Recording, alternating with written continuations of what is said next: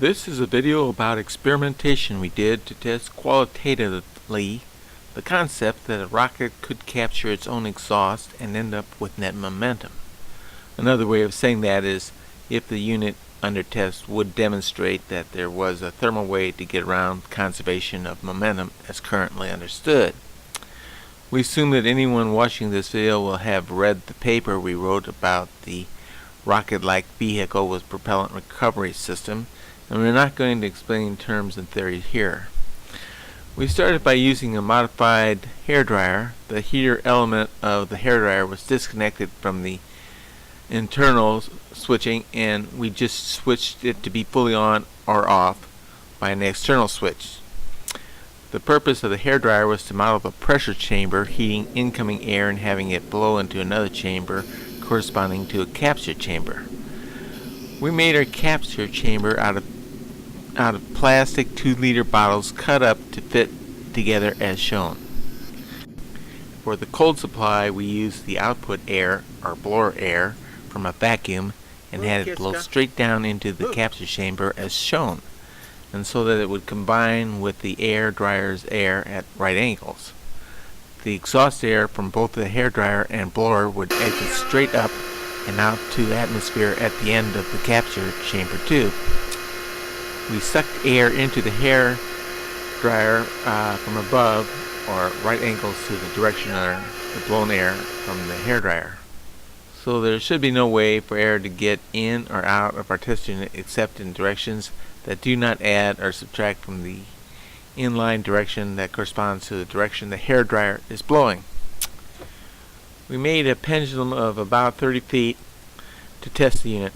From the top of the pendulum, 2 lines of monofilament fishing line hung down. These lines are separated by 15 inches at the top. We needed the 2 lines to establish a preferred axis for movement of the pendulum. In retrospect, we wish we had used 4 lines, as there was some circular motion in most of the test. We tried a lot of combinations of things to test the system. Things like placing the hair dryer inside and outside the 2-liter tube, placing the blower air before and after the hair dryer, and we also tried using a vacuum at different ports. Here we are testing the unit under test with the hair dryer outside the capture chamber tube. What you are seeing now is typical of the test that we ran to see if adding heat would make any difference in the deflection of the test device. In this case, the fan of the hair dryer is blowing air across the heating elements at the high setting. When we say heat on, what we mean is we have thrown the switch for the heater and the hair dryer is making about 1200 watts of heat. Just a little bit of sway, but now we're going to turn the heat on. Heat on.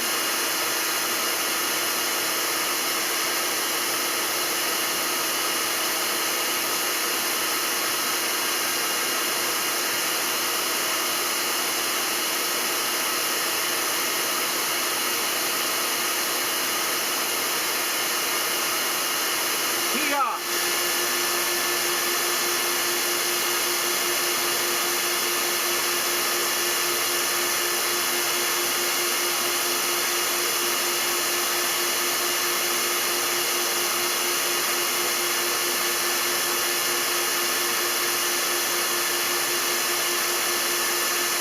Heat on.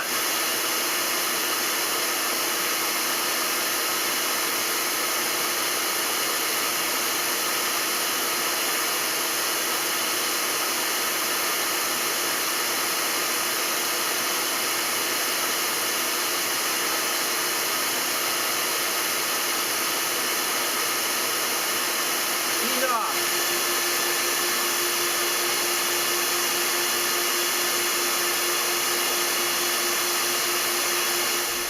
We cannot say that we noticed any propulsion effect as a result of our experiment. When we failed to detect any propulsion from our unit under test, we opened up the end of the plastic tube so that the air coming from the hairdryer could blow straight out and not be deflected up. We did have propulsion in that case, and it was not much, considering we had a 30-foot pendulum. For the low fan speed setting, of the hairdryer, the unit was deflected about 11.5 centimeters. For the high-speed fan setting, the unit deflected about 22 centimeters. It did not seem to matter as far as how much the unit was deflected, whether the hairdryer heat was on or off. To check this result, we did the test shown here, and again it showed that a hairdryer does not blow harder with heat than without heat. We put the question out on Physics Forum in the General Physics section under the topic name, "Does a hairdryer blow harder with heat?" There were 60 comments to that topic, and it is apparently not an easy thing to understand. We made this video about it, and you can find it on YouTube by just searching for hairdryer blow and heating. This is our understanding as to why adding heat in a hairdryer is not adding any momentum to the exhaust of the hairdryer. The hairdryer here is causing the kinetic energy of the air around it to increase. The increase in kinetic energy of the air is in all directions and is just as likely to subtract from the directional momentum of the air blown at the heater as it is to add to it. Since the heat is expanding air in all directions, then there is no net directional momentum increase. The output of the hairdryer will feel hotter because the temperature is proportional to kinetic energy. The gas and the air molecules will be traveling faster after the heater elements, only there will be fewer air molecules now. The less mass and higher velocity of the hot air is equal to the more mass and lower velocity of the cooler air, and so the momentum stayed the same. As for our experiment to test the rocket-like vehicle, we can see now that it would not work. The hairdryer is not going to function as the pressure chamber. A real pressure chamber would cause the directional momentum of its output to increase by adding heat.